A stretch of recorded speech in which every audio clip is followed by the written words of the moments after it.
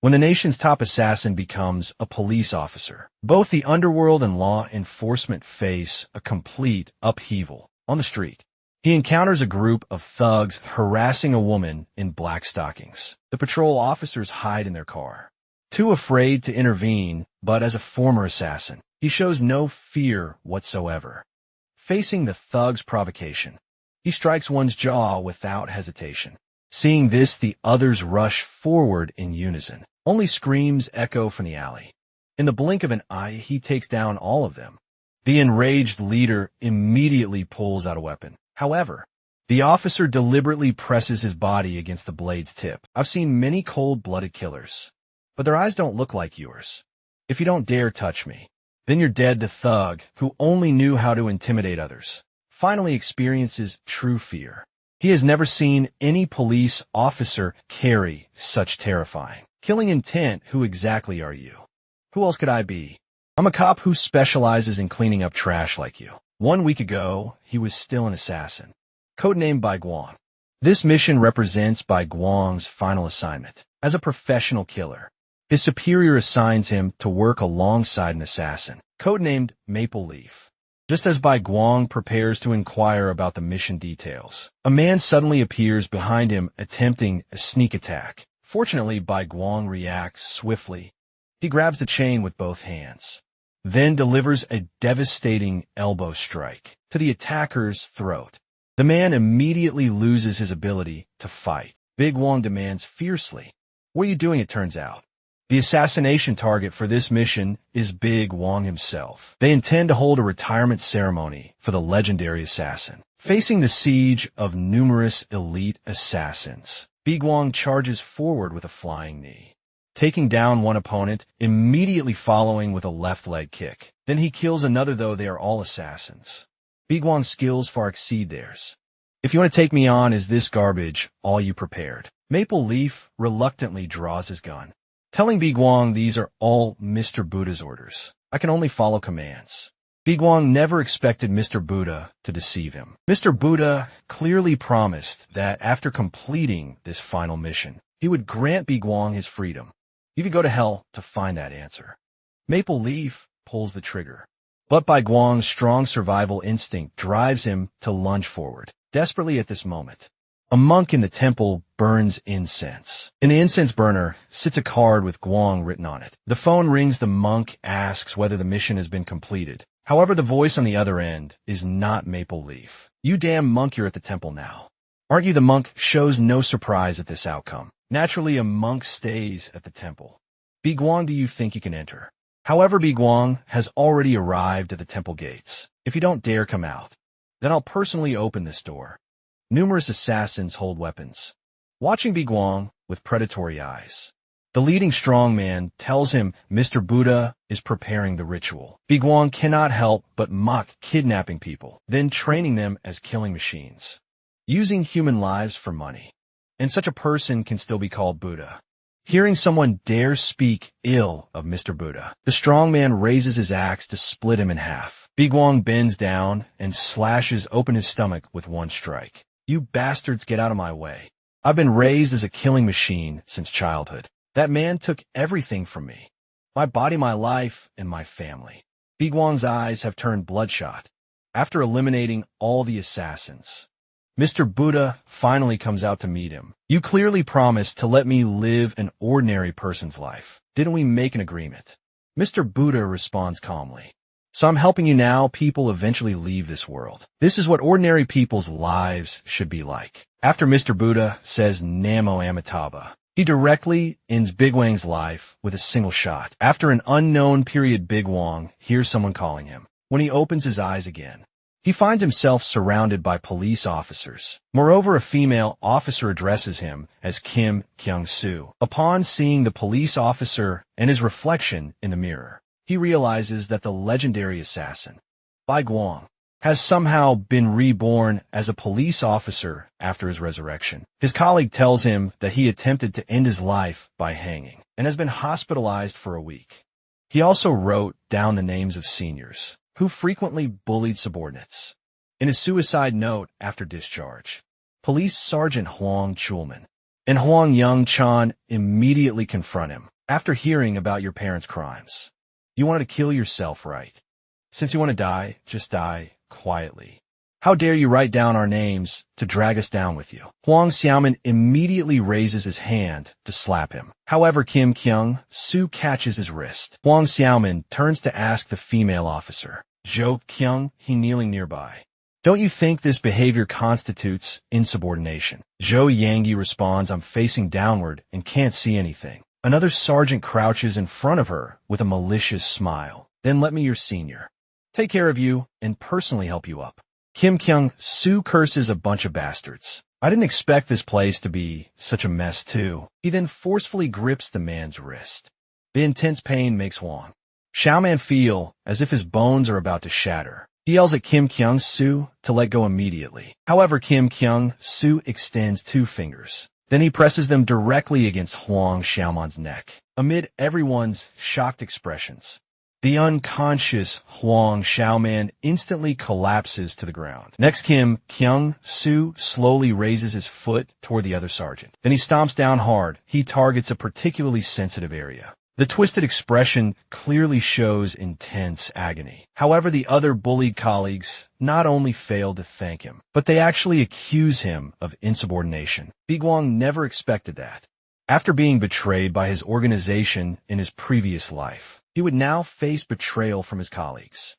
Soon a group reports to Police Chief Choi Jinha. Police officers actually fighting each other and even daring to attack seniors.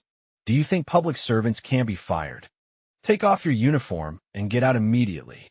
After leaving the office, colleagues scolded him, asking if he has lost his mind. Don't you remember that those seniors' fathers are all police superintendents? Police superintendents are people we can never afford to offend. So Kim Kyung-soo, farewell. We'll always remember you. Big Wong finally understands why the assassin organization never gets caught. Their internal corruption runs this deep. Returning home, Big Wong stares at the broken hanging rope, lost in thought. Kim Kyung-soo was abandoned by both parents and organization. Ultimately, he ended his life. His fate mirrors Big Wong's exactly. Since heaven has given him a chance at rebirth, he must break this cycle of fate. That night, Big Wong visits the Western Police Station. He finds Hong Jun, an old acquaintance from his previous life, who now serves as security chief. Hong Jun refuses to believe that someone died and was reborn as a police officer. However, Big Wong states, I'm not asking you to believe me. I'm threatening you, security chief.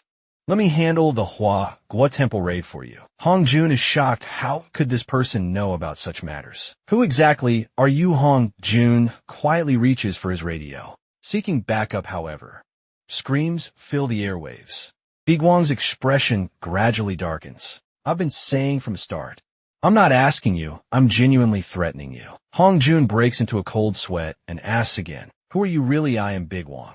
Hong Jun naturally refuses to believe this. So Big Wong reveals the agreement they made 3 years ago. At that time, Hong Jun was merely a police chief, investigating Wago Temple's true nature. Mr. Buddha sent Big Wong to teach him a lesson. However, Big Wong chose not to kill him. The condition was that Hong Jun must capture the monk within 3 years. Hong Jun asked, why aren't you from the same organization? Big Wong's answer was, I don't like monks because they're all bald. Now 3 years have passed and you haven't honored our agreement, but you've been promoted quite quickly. These 3 years you must have put considerable effort into flattery. So you should just die. Hong Jun hastily explains, it's not that I didn't keep my word, but that I couldn't keep it. I climbed to this position through flattery, to easily gather intelligence. When Hong Jun initially proposed that Mr. Buddha from Huagua Temple was the leader of an assassination organization, everyone laughed. Huagua Temple is a cultural heritage site. You must be reading too many comics. Just as Hong Jun prepared to present additional evidence, he faced severe criticism from higher UPS. Such actions would bring divine punishment. We cannot touch such matters. After hearing this, Big Wong decides to spare him temporarily. But this is only temporary. I'll help you, so you won't die by my hand. But from now on, you must satisfy my demands. The next day, someone kicks open the police station doors. When colleagues see Kim Kyung-soo arriving, They look puzzled. Weren't you dismissed? Much commotion naturally alerts Police Chief Choi Jina. He points at Kim Kyung-soo and shouts angrily, "Didn't I tell you never to come back? Get out of here right now." At this moment, a figure appears behind Kim Kyung-soo. Choi Jin-ha's jaw nearly drops in shock. It is a high-ranking security chief. "Sir, why would you come to our small station?" Hong Jun pats Kim Kyung-soo's shoulder affectionately, saying, "I came to see where our Kyung-soo works." Choi Jin-ha begins stuttering. "What's your relationship with Patrol Officer Kim Kyung-soo?" "Patrol Officer Kim Kyung-soo could be considered my lifesaver. Please take good care of our Kyung-soo from now on." Bigwang never expected hierarchy to be so effective. Subsequently, he asked Hong Jun for one final favor. At night, Mr. Buddha is striking his wooden fish. A figure silently appears at the doorway. "Who are you?" "I am a vengeful spirit drifting in this world due to resentment." Mr. Buddha pulls burning incense from a burner. He immediately shoots all of them toward the mysterious figure. The incense sticks have sharp steel needles at their bases. The mysterious figure nimbly dodges all attacks. As a monk, how can you cause such chaos in a place serving Buddha? The owner of that mask is dead. "Who exactly are you? I told you, I'm a vengeful spirit." The monk snaps his fingers. Several men instantly appear. "Since you're a vengeful spirit, let me help you achieve enlightenment." Bigwang immediately takes down one person. He seizes the dagger from his hand. Then with a flash of the blade, he instantly eliminates 4 assassins. The remaining men freeze in terror that are too afraid to act. Bigwang begins mocking the monk. "Looks like you'll need to care for several more souls, but you must remember to take good care of them. Otherwise, they'll become vengeful spirits like me and come for you." The monk realizes these men are no match for him, so he orders them all to retreat. "Although I don't know who sent you, you appear to be possessed by an evil spirit. It seems I must personally exorcise you. Let me see what you look like under that mask." Bigwang quickly responds, "Let's save that for another day. I only came to say hello today. You'll naturally learn who I am later. Just keep your neck ready and wait for me." Before Bigwang finishes speaking, the monk suddenly charges forward, just as his hand reaches the mask.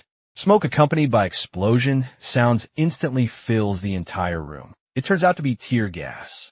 When the smoke clears, Bigwang has vanished. The monk crushes the mask in his hand. Then he looks at the card in the incense burner. Do vengeful spirits truly exist in this world? The next day, Security Chief Hong Jun appears utterly exhausted. Bigwang asks why he looks so terrible. Hong Jun responds, "It's all because of you. Not only did you injure all personnel on my station, but you also made me steal tear gas for you.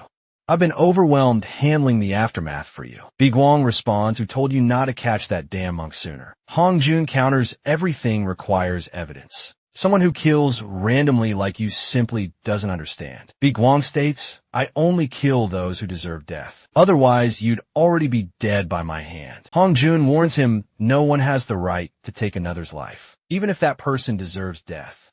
Everyone must face judgment according to society's laws." Then why hasn't that damn monk faced judgment yet? Better to let 10 criminals go free than let one innocent suffer. Bigwang has grown tired of such rhetoric. Why does everything require evidence?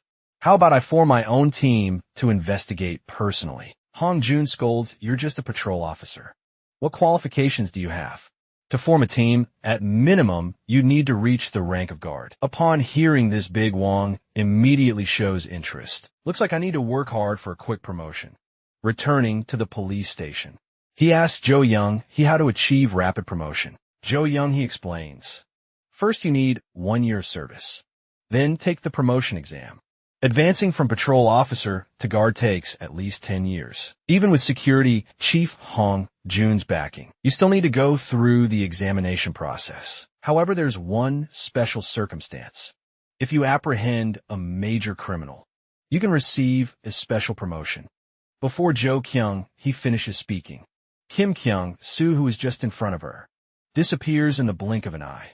At this moment, he has arrived at the night's busiest street. This area not only teems with various illegal transactions, but frequently witnesses fights and brawls. Bai Guang, in his police uniform, stands out conspicuously on the street. having spent a lifetime as an assassin without formal education. Achieving special promotion through criminal apprehension seems like an excellent choice. Among the national population, 1 in 3 people has a criminal record, although this includes those with minor violations. The number of people who have committed crimes remains remarkably high. Currently, Bai Guang seeks not merely minor offenders, but major criminals. After patrolling the area, he finally identifies a target that could facilitate his rapid promotion. Such behavior constitutes a serious crime. Suddenly, the bar music stops.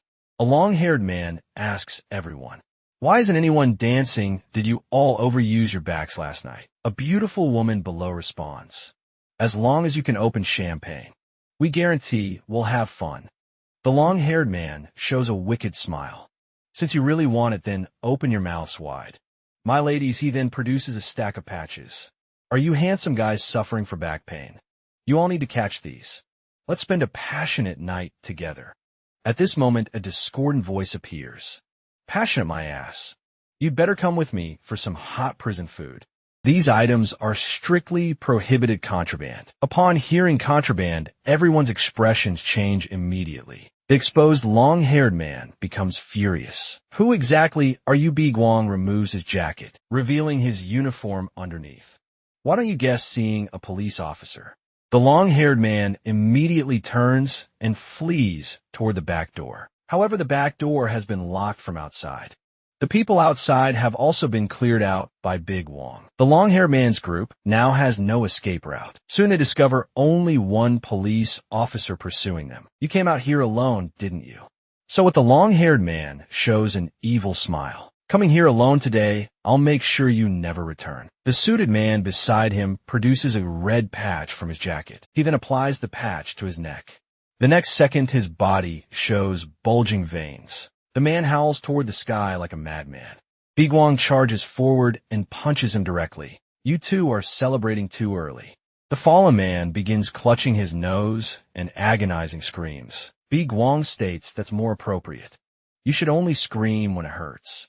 The following scene proves extremely brutal. The long-haired man becomes paralyzed with fear on the ground. He begins begging the police officer for mercy. "If you spare me, I'll give you whatever you want." However, Big Wong responds, "I only want a quick promotion."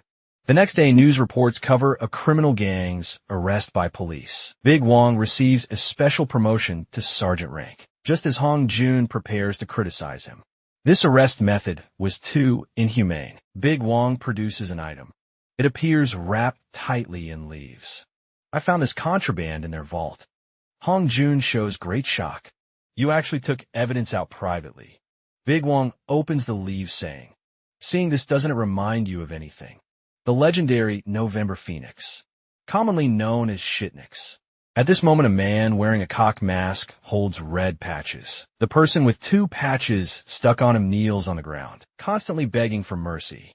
It turns out, Big Wong's captured criminal team belongs to his jurisdiction. The boss currently punishes him for this incident, as the 3rd patch adheres to his body. The man's body immediately explodes. The woman before them is Phoenix, also one of the monk's assassins. Brother Bi Guang left this world in December, and Brother Maple Leaf also received punishment. Phoenix remains extremely cautious now. She does not want Mr. Buddha to discipline her. Therefore, she will personally discipline this police officer. After Bai Guang's promotion to sergeant, his 3 former colleagues all approach him, requesting that he include them in his next operation for special promotions. They hope Big Guang will bring them along during his next mission. However, Big Guang responds, "Why should I bring you? I'm sufficient alone." Zhou Yang, he begins appealing emotionally. "Have you forgotten how well we treated you before? We faced punishment together and visited you in the hospital." At this time, someone says, "We're mutually supportive colleagues." This statement triggers unpleasant memories for Big Wong. When Mr. Buddha designated him as the top assassin, other assassins showed considerable dissatisfaction. "Someone like you who distinguishes between good and bad when killing. Why should you rank first among us?" Phoenix showed even greater jealousy toward him, who made our brother Bi Guang as Mr. Buddha's favorite. "Why don't you just die therefore?" When someone mentions colleagues in front of Bi Guang, his anger instantly rises. Colleagues mean shit get promoted first. Then talk to me, you small fry, who you calling? Colleague Joe Yankee becomes angry. Immediately challenges him to a one-on-one fight. Fortunately, the chief appears at this moment. He begins shouting at the three people. You useless lot, slacking off again. Of course. Except for our Kim Kyung-soo is our police station's lucky charm. Feeling unwell anywhere, he then begins shamelessly flattering him. Thanks to Bae Gwang's major achievement, the chief will also receive a promotion. Meanwhile, the two seniors, Bae Gwang, previously hospitalized, have been discharged upon learning that Kim Kyung-soo not only has the security chief as backing, but also received a special promotion. They become extremely angry. We must find someone to bring this kid down. At this moment, a seductive voice appears behind them. Officers, may I ask for directions? She deliberately bends over, revealing some enticing curves. This causes the already lustful sergeant's blood to boil. They immediately approach, asking where the beautiful woman wants to go. Coincidentally, she seeks the Ilsan police station where they work. However, the woman then asks whether they know Kim Kyung-soo. He picked up something belonging to me. If I can't retrieve it, I'm finished. The two sergeants break into a sweat, initially thinking she might be his girlfriend. We almost refuse to help her. To express gratitude, the woman offers them pastries to taste. Soon after, an uninvited guest appears at the police station. The two sergeants from earlier now lie unconscious on the ground. The woman points at Bae Gwang, excitedly shouting, "Finally found you, my dear officer." She claims to have lost a sycamore leaf containing blue sycamore flowers. As Jo Kyung, he prepares to check the evidence list. The woman states, "No need to search because it's in that officer brother's hands." Everyone looks at Kim Kyung-soo with confusion. Bae Gwang curses silently. This bitch's personality hasn't changed at all. He attempts to notify security chief Hong Jun for support, but he discovers interference blocking communication waves. The surveillance cameras also emit constant static sounds. This woman's madness stems from childhood trauma. At that time, Mr. Buddha captured many children, having Bae Gwang assess their usefulness. Among them was November Phoenix. Mr. Buddha asked him, do any of these children show potential? Bae Gwang responded, not very useful. Mr. Buddha then snapped his fingers. Let them all achieve enlightenment. This outcome completely surprised Bae Gwang. He quickly added with some training, they could definitely help us later. However, Mr. Buddha patted him, saying ominously, I've told you before, compassion is not a good thing. Subsequently, all those children received lethal poison. Phoenix showed intense survival instincts. She swore she would work hard to help Mr. Buddha. Mr. Buddha, joked little girl, if you want to be useful, perhaps waiting until your next reincarnation might be faster. Despite Phoenix's struggles, she could not escape drinking the poison. However, during the final cleanup, someone discovered this little girl was still alive. Thus, she successfully recovered her life. But her subsequent existence resembled hell. Mr. Buddha made her consume large quantities of drugs daily to build her body's drug resistance. After growing up, Mr. Buddha called her the November Phoenix. Phoenix showed absolute loyalty to Mr. Buddha. Her greatest wish was to prove useful. She has now become a drug-addicted, incurable madwoman, seeing the police officer remain silent. Phoenix's mental state gradually spirals out of control. Bae Gwang considers how to deal with her. With so many people here, it's difficult to take action against her. He then devises a plan, falsely claiming the item is at his home. He will lead her away, then find an opportunity to kill her. Just as Bae Gwang prepares to take her home, Phoenix immediately exposes his lie. Brother, how could you keep contraband at home? Do you think I believe what you say? She then produces a stack of patches from her bag. She throws them at Bae Gwang.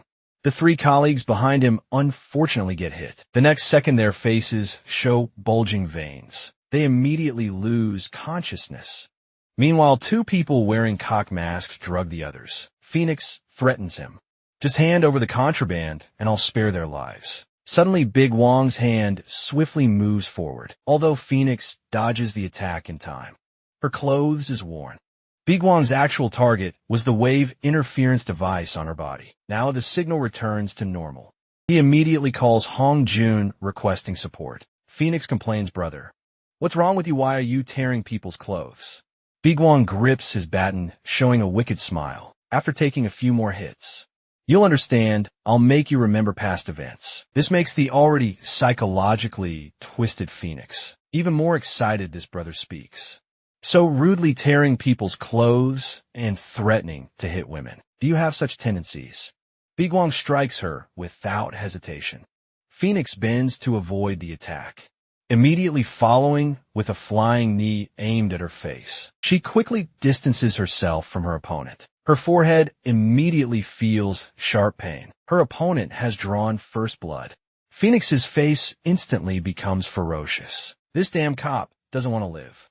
You're still the same damn ugly." When angry Phoenix licks the blood on her hand, "You don't seem like an ordinary police officer. Are you from Special Forces?" She then produces a red patch. "I don't care about your background, because you're about to meet your maker." With the patch's enhancement, Phoenix's strength and speed double. However, she immediately receives a solid hit from the baton. "Do you think one patch is really enough? Haven't you learned your lesson from getting beaten? You need at least 10 patches to fight me." Phoenix was beaten so badly. She held her head in her hands, but she did not dare fight back. "You little punk dare treat me this way. You're exactly the same as before. Always relying on drugs, never thinking about training your body." Phoenix feels somewhat confused. "Who are you bastard pretending to know me?" Bigwang suddenly crouches down, striking her beautiful legs with a baton. Phoenix gets completely knocked over. Bigwang immediately pins her beneath him. "About who I'm take a few more beatings to familiarize yourself. Then you'll understand, although drugs have ruined your brain. Facing death should help you recognize who I am. Just obediently die for me." However, at this moment, an accident occurs under Bigwang's forceful action. The solid baton automatically retracts. Phoenix seizes the opportunity to push him off her. Bigwang curses silently. "Why is this baton's quality so poor? They give police such cheap equipment. How am I supposed to fight like this?" Phoenix becomes furious and launches another attack. Bigwang hastily blocks with his arms. However, his both hands feel numb. He then notices Phoenix's forehead patches change to an unfamiliar style. Meanwhile, his own hands begin showing bulging veins. Just touching her clothes briefly caused this. Fortunately, Phoenix's condition isn't great either. "What kind of monster are you? Why do you remind me of that dead guy?" A nearby cock mask. "Where states police reinforcements will arrive soon. We should leave quickly." Bigwang also waves urgently. "You should leave quickly. We'll meet again anyway, because police alone cannot possibly catch her. Anyone who touches her will immediately die." Phoenix never expected this police officer to be so mysterious. She can only choose temporary retreat. Her body trembles uncontrollably from fear. Why does that police officer carry traces of Brother Bigwang? When Hong Jun arrives, he questions why Bigwang failed to apprehend her. The next second, a baton flies over. "You still have the nerve to ask me. If not for this cheap equipment, I would have caught them long ago. Now my arm is completely useless." This situation completely exceeds Bigwang's expectations. Fortunately, Phoenix fled out of fear. Just touching her clothes can spread the virus. Has she enhanced the previous drug's effects, or is this a new drug? She's become a walking contraband. I initially thought I could easily eliminate her. He then asks Hong Jun for a favor. That evening, Bigwang returns to his home. 2 cock mask wearers have already set an ambush. With the explosion, smoke instantly fills the entire room. Inhaling this contraband causes hallucinations, but Phoenix ordered increased dosage. "Better to kill you directly." However, Bigwang had previously borrowed equipment from Hong Jun. He specifically requested no cheap stuff. The more expensive, the better. He had already anticipated Phoenix wouldn't spare him, though. He didn't expect her to be scared enough to only send subordinates. What a coward this time. Let you taste what expensive equipment feels like. Both cock mask wearers freeze like statues. One attempts to say, "Don't be afraid. This thing clearly looks fake." The next second, Bigwang gives them a full barrage. Both cock mask wearers get shot into submission. Expensive equipment truly has excellent quality. Hong Jun arrives at the scene. and finds the two men's condition unbearable to witness. Although these are rubber bullets. How many did you fire? Are you sure they're still alive? Biguang responds they have suicide capsules under their tongues. That must be removed first. At this moment, Hong Jun finally believes he truly is Biguang. Have you been doubting me all along? Then why did you lend me equipment? I figured I'd been deceived. Who could believe someone would be reborn? However, from the contraband to this Phoenix case, I'm now 99% convinced you are Biguang. The remaining 1% doubt exists because if you really are Biguang, why not directly find that monk and eliminate him? Biguang responds, didn't you say evidence is required? That's our stance as police officers. But from your perspective, direct elimination would be the first choice. Biguang explains. The entire nation regards that monk as a living Mr. Buddha. Reincarnation if I eliminate him directly. What do you think people would do to commemorate him? Moreover, this matter isn't as simple as just eliminating him. Their world is more complex than you imagine. Are there other organizations besides Hua Gua Temple? Biguang responds. Other organizations have nothing to do with me. I only want that monk to face complete disgrace. I won't let others follow my path in life. Hong Jun suddenly extends his hand. I'll help you capture that monk together. This truly surprises Biguang. Well, you'll help me. Obviously, I'm helping you. Note lating ayodi by my hand. If you want to stay alive, do what I ask you to do well. Finally, one more thing. It's not that I don't want to eliminate him, but I currently lack that capability. At this moment, Phoenix desperately begs for mercy upon learning she lost drugs and stormed the police station without permission. Mr. Buddha becomes extremely angry. You are insane. Have you eaten too many drugs and damaged your brain too? Who gave you the courage to cause chaos at the police station? This time you'll obediently accept punishment. Phoenix crawls outward like a dog, desperately trying to escape.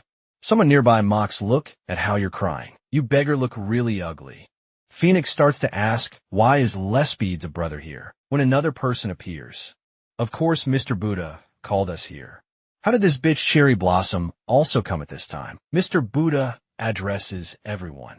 Since you've all gathered, the ceremony to eliminate November Phoenix begins now. Due to Phoenix losing contraband and acting without authorization, Mr. Buddha decides to personally help her ascend to enlightenment. Phoenix frantically begs for mercy. I will definitely help you retrieve the lost drugs. However, Mr. Buddha says, no need, I've already sent someone to retrieve that item. He then asks everyone any opinions about handling Phoenix. Lespedesia, brother, responds. Of course, eliminate her. How can such a detestable bitch exist who relies on drugs for strength? March Cherry Blossom also agrees. Although reluctant, the expert world is so cruel and heartless. According to majority opinion, Mr. Buddha announces formal exorcism proceedings. Phoenix finally realizes he intends to kill her. Therefore, she summoned these people who dislike her. Subsequently, Cherry Blossom presents Mr. Buddha's favorite weapon. I have no use for useless people.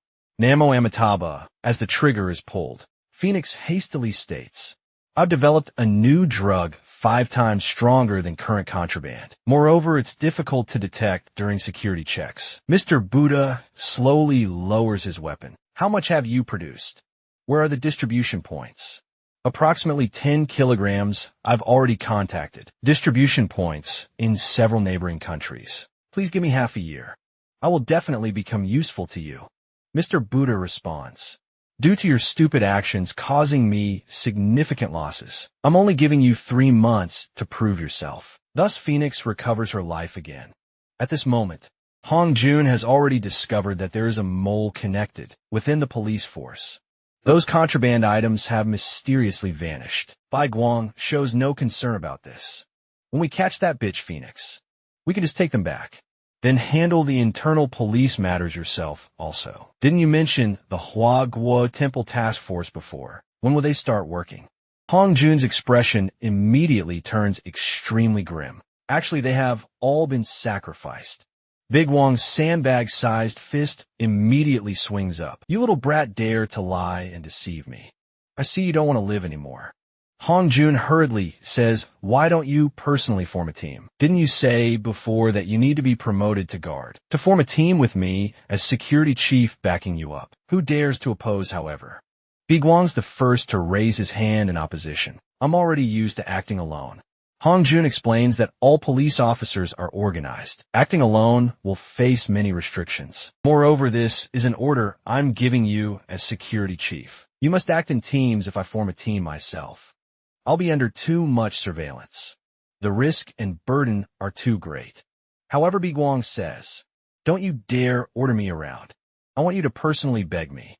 Hong Jun has no choice but to swallow his pride, saying, "Please, I beg you to form a team afterwards." Biguang tells those 3 colleagues about the team formation. A sergeant can actually form a team truly worthy of having connections. When Joe Yankee asks who the team members are, Biguang actually says, "Of course it's you. You're the only ones in the police station with lower ranks than me." Everyone is instantly moved to tears. "So you do have us in your heart, after all. Is this what friendship between colleagues feels like? We'll definitely work our hardest." However, Biguang says, "Who told you we're colleagues?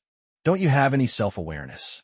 Listen up, all of you. I only need people who obey quietly. Our relationship isn't colleagues.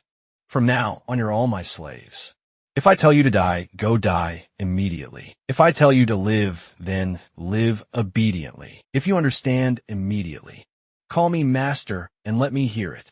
Then I'll agree to let you be my team members before this." Hong Jun showed him the detailed files of these 3 people. The one with lots of hair is called Hwang Haijin. He's proficient in boxing, Muay Thai, and Taekwondo, though he looks like he has strong combat ability. But he failed the exam 4 times. A typical case of strong limbs but simple mind. At this moment, he still thinks Biguang is asking them to call him director. Others look at him like looking at an idiot. It's not director, it's master. The balding one next to him is called Lee Song-yun. He's proficient in another martial art, like Brazilian Jiu-Jitsu and Judo. But on the day of the interview, he was directly scared to tears. He's a super coward.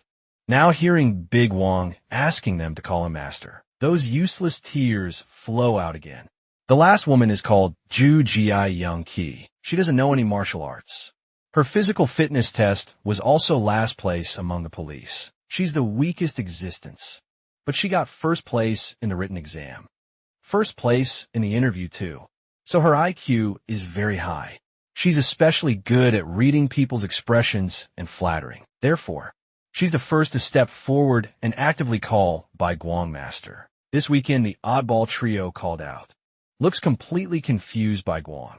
Proposes to play a role-playing game with them. "My identity is a vicious criminal.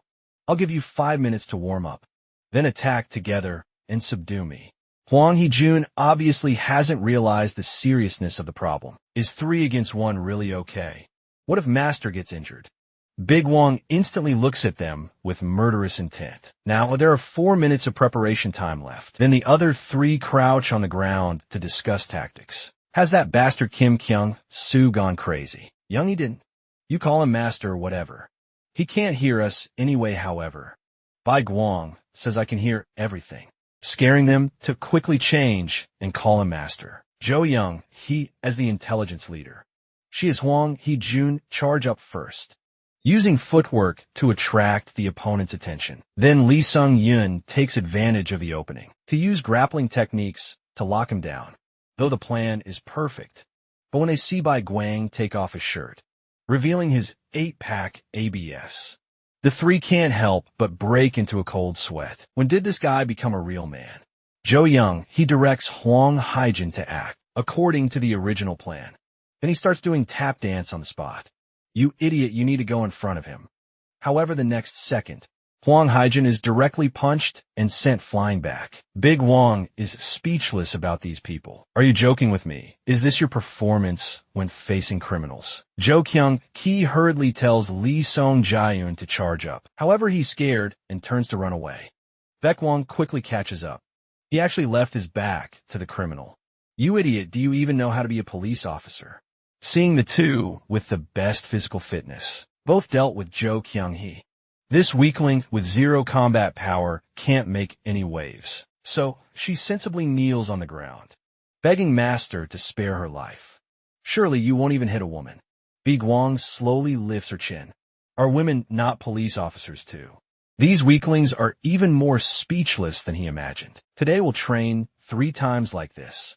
If you don't want to get beaten, fight desperately to pounce on me and subdue me afterwards. Hong Jun advises Bai Guang not to train too harshly. Ordinary people can't withstand your punches. But Bai Guang says the people were catching ordinary people also. Why hasn't your interrogation produced any results yet? Hong Jun says they refuse to talk no matter what. There's nothing I can do.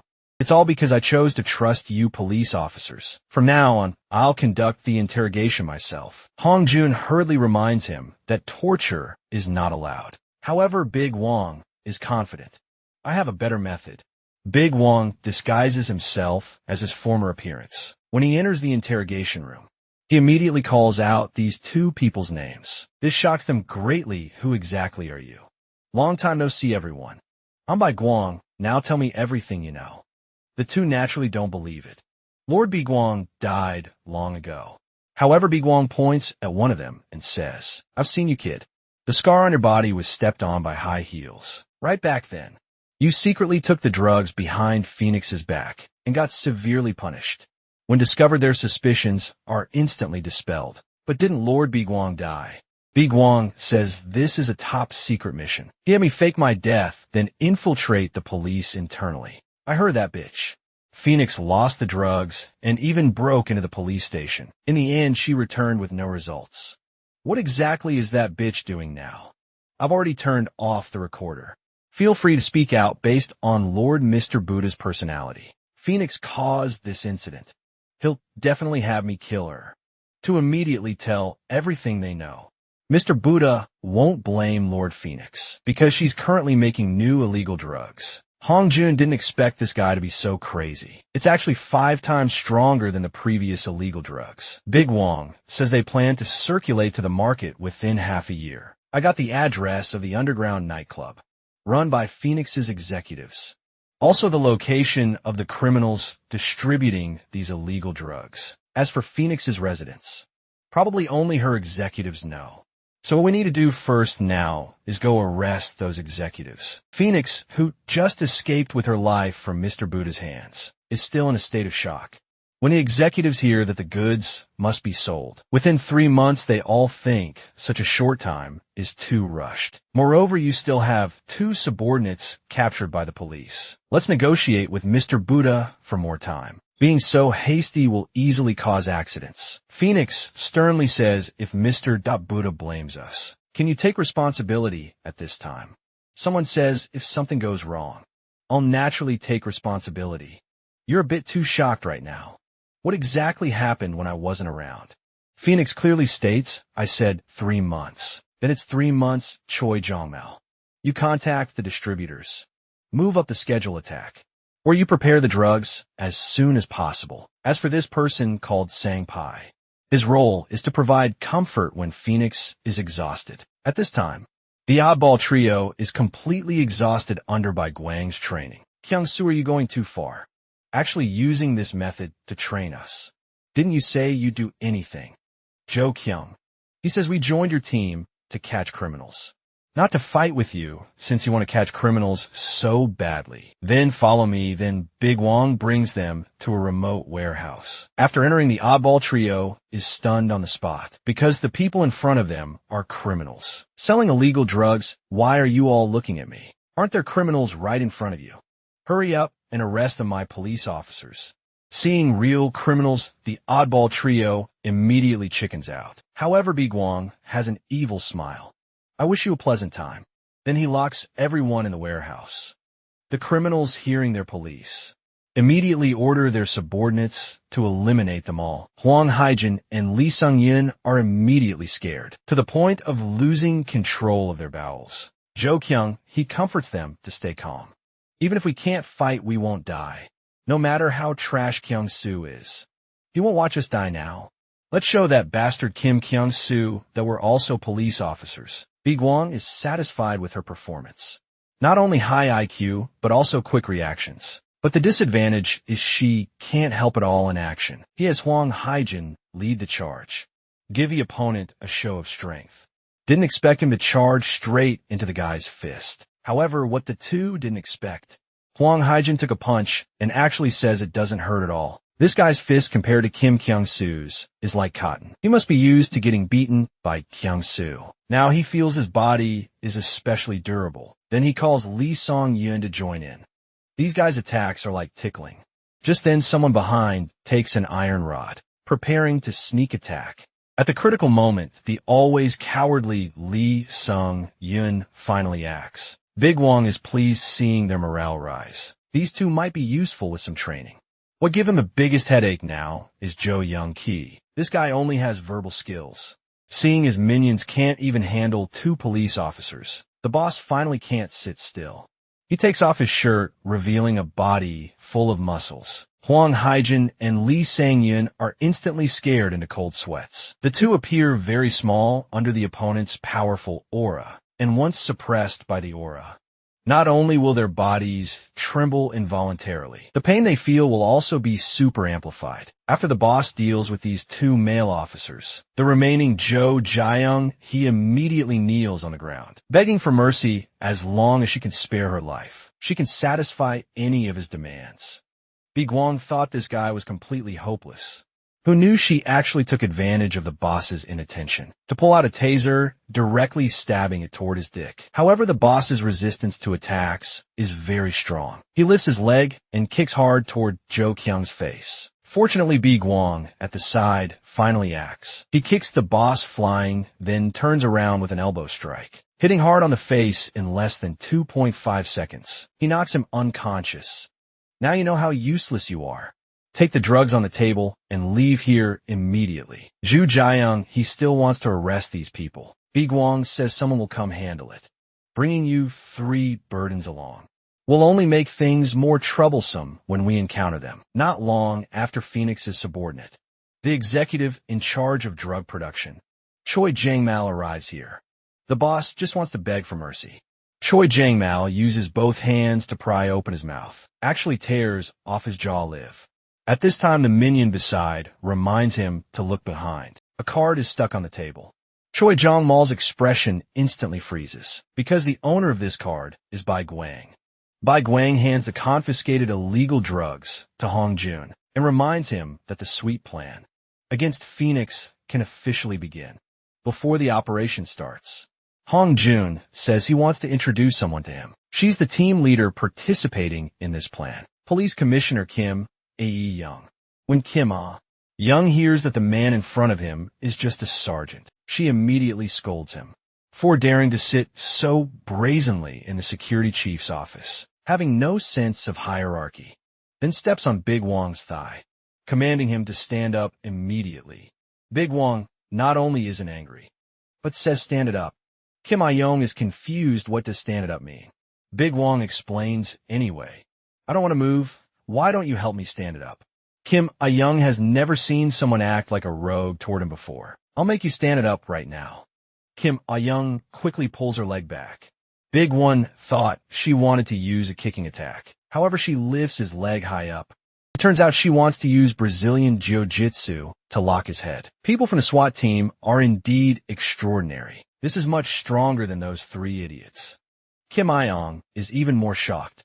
This guy actually perfectly dodged all her attacks. Then she changes tactics, directly pouncing with his whole body. But what greets her is Big Wong's sandbag-sized fist. Kim A-young hit by a punch. Weakly lies on his thigh. Big Wong starts mocking. Didn't you say you'd help me stand it up? Why are you lying down yourself? Kim A-young's anger instantly spikes. He starts frantically attacking Big Wong. However, not only does she not touch a single hair on Big Wong, but gets teased with nice body. Hong Jun sighs quietly on the side. After the two finish their tussle, he starts arranging the plan to eliminate Phoenix, based on the information Bi Guang brought. Phoenix's top executives meet at the underground nightclub every weekend of the month, when you'll lead your respective teams to attack together. Kim A-young questions the authenticity of this information. Has it been verified? Hong Jun says.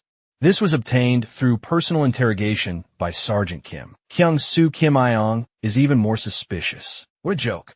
They wouldn't talk no matter how we interrogated them before. Big Wong innocently says, "I got the information for you. You should thank me." Kim Iong is obviously deliberately trying to find fault with him. "Just shut up unless I hear it personally. I won't believe it. Let me reinterrogate them." Hong Jun decisively refuses. Because those two captured criminals are already dead. Big One quickly guesses it must be Mr. Buddha who had them killed. Didn't expect the security at this police station to be so poor. But Kim Ah-young doesn't know the situation. She asks Hong Jin how they died. However, Hong Jin not only doesn't answer, but tells Kim Ah-young to leave first. He has something to discuss with Kim Kyung-soo privately. This makes Kim Ah-young even more displeased. Before leaving, she threatens Big Wong. "My specialty is sniping. Next time, I'll bring a gun to fight you again." Then Hong Jun hands something to Bai Guang. This was found in that interrogation room after Phoenix's subordinates died. At the same time, Phoenix is trembling all over while looking at the card in his hand. It's the one Bai Guang left after confiscating the illegal drugs. The executives originally wanted to tell Mr. Buddha about this, but Phoenix immediately refuses. Bai Guang clearly already died. Mr. Buddha will definitely scold me for talking nonsense. But why would the police have Baek Wong's card? Could that guy really have been Baek Wong? Could I also escape from Mr. Buddha like him and save my life? The scene of Mr. Buddha pointing a gun at her is still vivid. In memory, Phoenix's heart is extremely conflicted. This completely affects how her next plan should develop. Under constant conflict, Phoenix completely loses control. The executives hurriedly have someone call Lord Sang-pai over. Sang-pai is a drug-making expert. She specially made illegal drugs for Phoenix that can make people feel euphoric.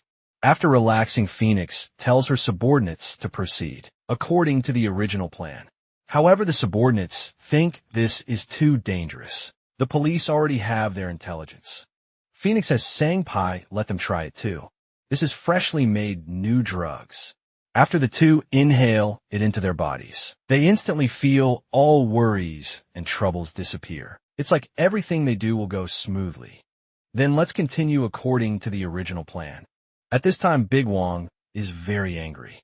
The oddball trio now only has the one who can't fight left. The other two found excuses to lie in the hospital and dare not come out. Big Wong just wants to scold them, but changes his words to say, "This is pretty good." Ju Gyunki still thinks with only her left. She can rest, however. Big Wong suddenly grabs her tightly. "Those two not coming is perfect. We can have a private secret class because her body looks like trash. Not only low muscle content, but also no flexibility, completely unsuitable for field combat. If she goes on a mission, she'll probably be the first to die." Bai Guang initially wondered how this kind of person could be a police officer. Later, he learned this woman has extremely high IQ. She knows all the restaurant phone numbers in the city by heart. She is called a human food delivery app. Therefore, Big Wong plans to give up on her physical shortcomings and fully develop her intellectual advantages. Then takes out a 3-section staff, saying to Jo Kyung-ki, "When a staff contracts and shortens, treat it as a blade weapon. When it extends, treat it as a shield weapon. Next, I'll personally train you hands-on. If you don't want to die gloriously on a mission, you better pay attention when Hwang Haijin and Lee Sung-yun arrive. They're completely stunned. Big Wong is naked, and he is pressing Jo Kyung-ki underneath him. The latter is obviously completely limp. "Jo Young," he says with tears in her eyes. It's really too intense. Bai Guang enthusiastically invites them. "Want to know what happened? It'll be your turn soon." From then on, Bai Guang subjects them to inhumane training. Half a month later, the plan to execute the elimination operation against Phoenix officially begins. This period is like a nightmare for the other trio. They never want to experience that kind of thing again. But what makes them curious is what important mission actually requires working with the SWAT team.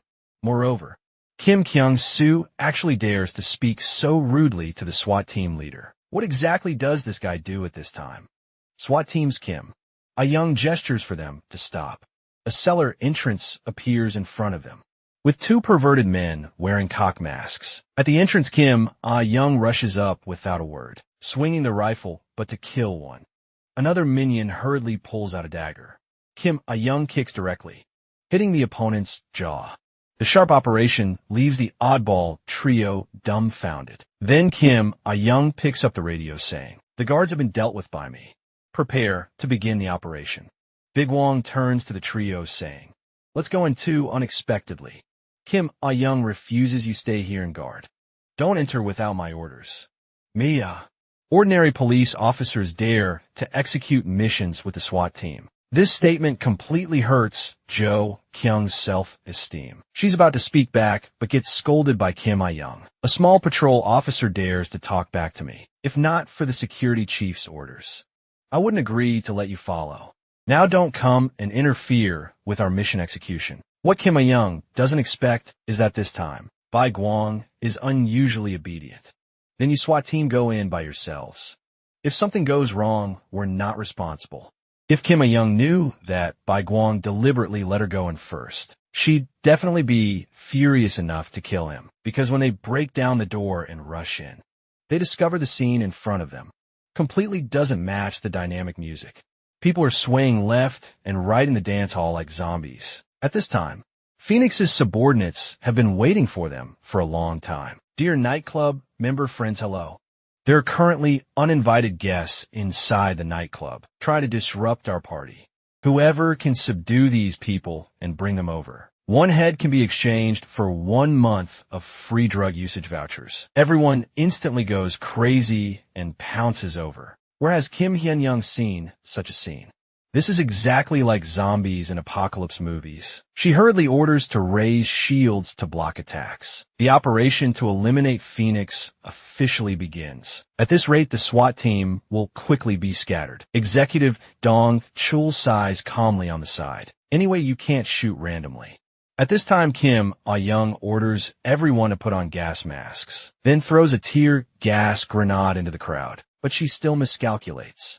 This group of people has already fallen into a state of complete madness. Tear gas has no effect at all.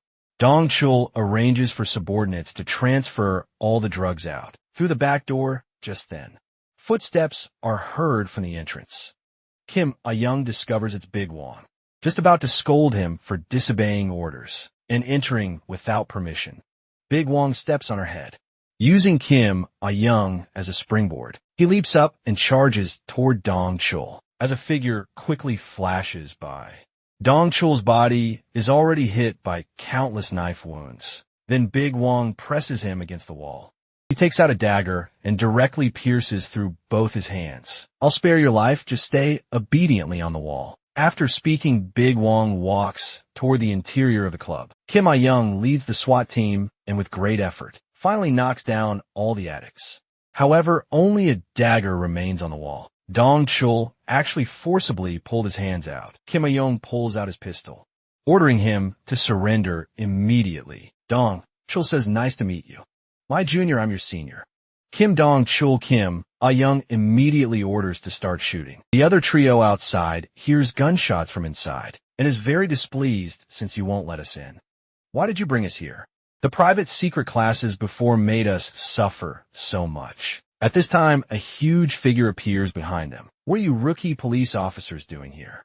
The three are scared and immediately retreat. Jo Kyung, he directly pulls out the taser and shoots. However, the opponent catches the chain with 100,000 volts with bare hands. This leaves the oddball trio completely stunned. The big guy says it's quite stimulating, but far from Lord Phoenix's level. At this moment, Dong Chul is hiding behind a table, resisting the SWAT team shooting. Because police normally can only use rubber bullets, they have no lethal power at all. Having no choice, Kim A-young orders to switch to live ammunition. She again advises Dong Chul to surrender quickly. Otherwise, under live ammunition attack, he'll definitely die, however. Dong Chul says, "Might as well die if caught by you guys. Won't I be unable to use illegal drugs for the rest of my life? When I was on missions with the SWAT team before, I accidentally touched illegal drugs. My life changed from then on. I used my position to search for higher quality illegal drugs, but this made my body develop huge drug resistance, making me unable to get satisfaction from any illegal drugs. Fortunately, when I was most miserable, I met Lord Phoenix. She's the behind-the-scenes boss of the local, largest drug trafficking organization. Phoenix hands the blue lollipop in his mouth to Dong Chul. This is made with the purest ingredients. Want to try licking at Dong Chul? Just lightly taste it. It instantly reminds him of running in the sunset that day. That was his lost youth. This small lollipop brings him unprecedented impact. Phoenix says as long as you work with me from now on, you can get lots of these things. But only one per day. Eating more will cause problems. Now Dong Chul sees he's about to die. So he takes out 5 lollipops at once. Thinking that he won't be able to eat these in the future is sadder than death. Dong Chul, who overdosed on illegal drugs, completely loses his mind. He wants to drag the SWAT team down with him as burial companions. On the other side, Baek Wong has already arrived at the interior of the club. Several minions are easily dealt with by him. Sang-pai in the room has long heard Lord Phoenix mention this police officer. She originally wanted to find Big Wong first. Didn't expect the opponent to deliver himself. However, one sentence from Big Wong makes her feel a trace of fear. First generation Phoenix, did you receive the card I sent you? Sang-pai is shocked. Who exactly are you? Bai Guang has heard this sentence countless times, but he's not tired of it at all. Next, I'll also make you recall past flavors. Bai Guang deliberately keeps her in suspense. You're so good at reading expressions. You should be able to guess who I am. Sang-pai says seductively, I'm very interested in you. Why don't we sit down and have some tea and chat? However, Sang-pai's little tricks naturally can't escape Bai Guang's eyes when she takes out a patch from her chest, about to stick it on her body. Bai Guang mercilessly smashes down on her face. You drug dealers all have one thing in common: pretending to talk while secretly sticking enhancement patches. Wasting time sticking this garbage is worse than directly attacking. A few more times, Bai Guang's whip kick directly breaks Sang-pai's arm. At this time, her mouth makes a crunching sound. Turns out she bit through a pill hidden in her mouth beforehand. However, Bai Guang already knows her methods inside and out. Doesn't it feel uncomfortable keeping it in your mouth all day? Bai Guang just picks the pill out her mouth. Sang-pai directly jumps up, using both legs to lock his arm, but without the patches enhancement. This little strength is nothing to Big Wong. He heavily smashes Sang-pai on the ground. Hurry up and tell me where Phoenix is hiding. Your subordinates are about to die, yet he still won't come out.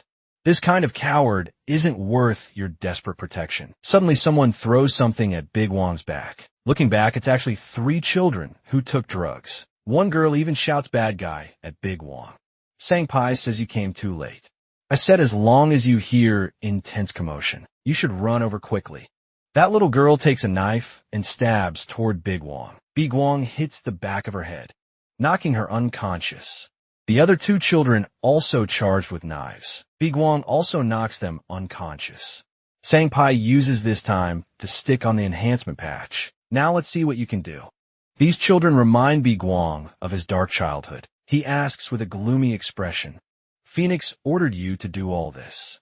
Sang-pai says provocatively, so what? This makes Bai Guang immediately murderous. Then don't expect to live. At this moment, the oddball trio is being chased by the big guy and running for their lives. Zhou Kyung Ki curses while running.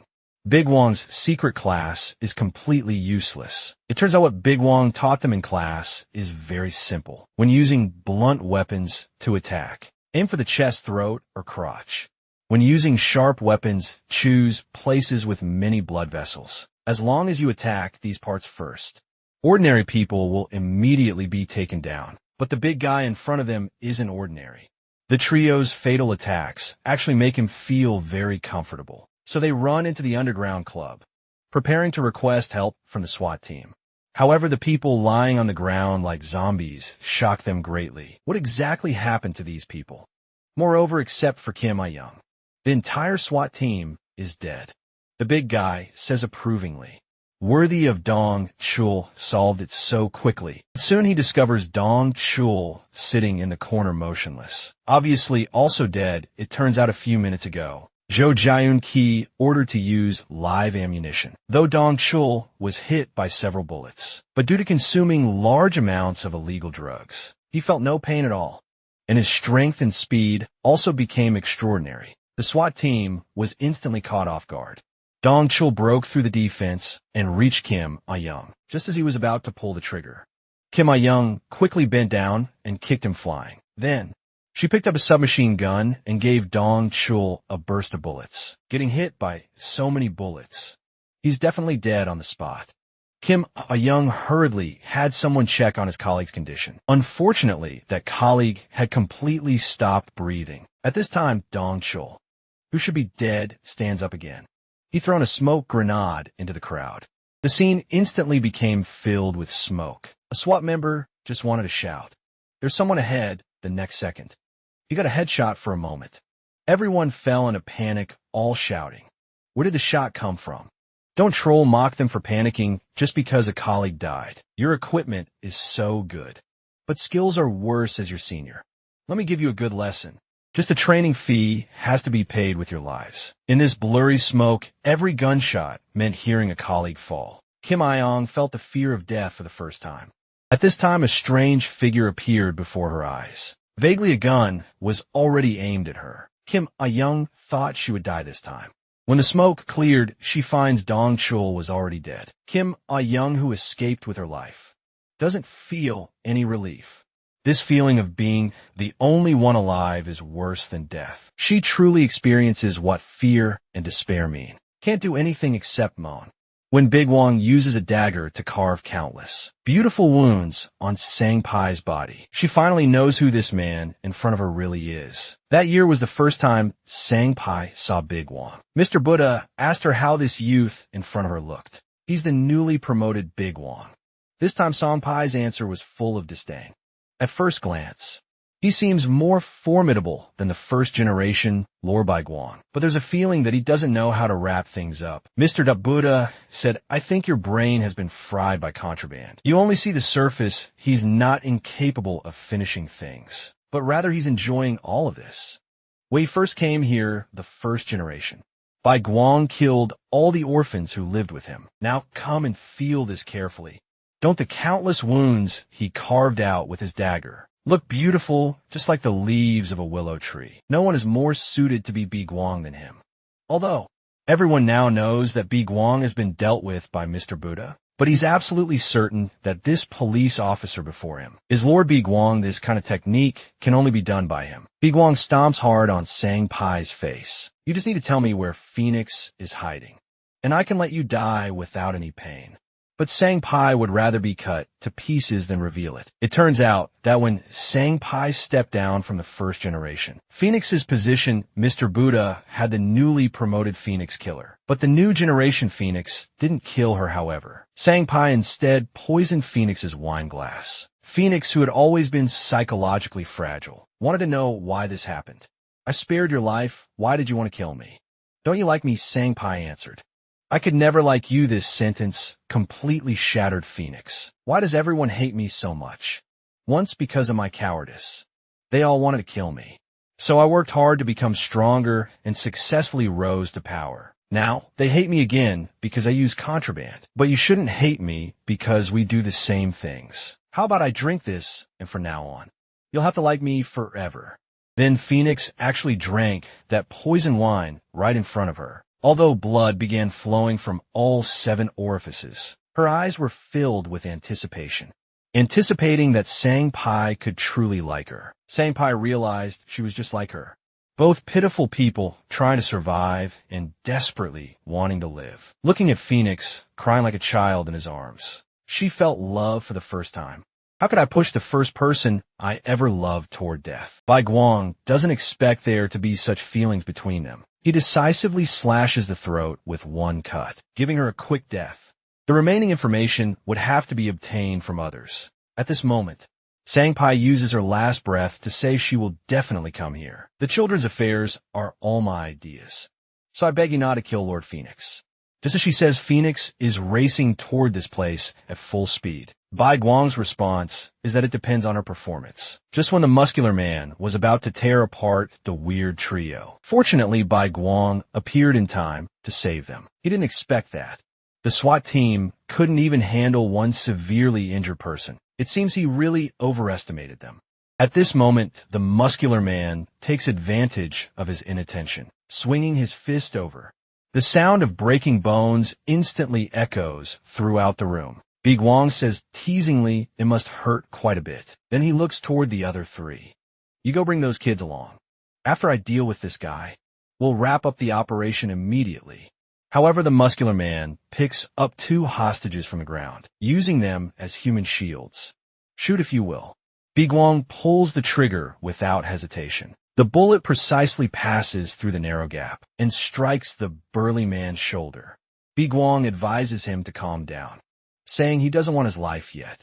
Since all your accomplices are dead, you must stay alive to provide me with information. The burly man completely loses his mind after hearing this and lunges at Bai Guang recklessly. Bai Guang fires several shots at his legs, making him unable to move.